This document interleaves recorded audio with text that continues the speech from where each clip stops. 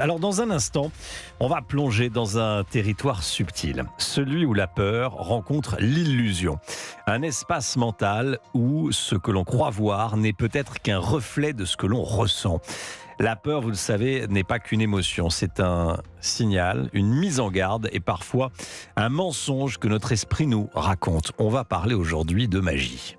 Oui, alors que Noël approche et que les vacances de nos enfants commencent ce soir, j'avais envie de parler avec vous, chers auditeurs d'Europe 1, de merveilleux, de magie, de beauté, de féerie, parce qu'on ne peut pas dire que l'actualité en déborde. Alors, j'ai eu envie de recevoir un magicien. Après tout, le tour de magie est toujours un petit moment suspendu, un voyage spatio-temporel où une brèche se crée dans notre rationalité et quel que soit notre âge, quelle que soit notre profession, nous sommes tous un peu bouche bée. On sait que c'est faux, pourtant on y croit. Nos sens nous tromperaient-ils? Et si la magie, c'était ce qui se produit quand notre rationalité lâche un peu la bride?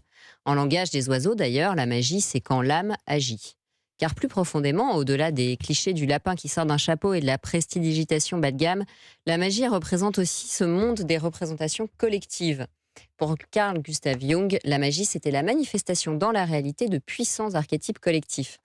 Toutes les cultures ancestrales ont leurs rituels, leurs symboles, leurs totems en quelque sorte. Alors, comment la magie prend-elle racine dans nos croyances, nos peurs, nos certitudes?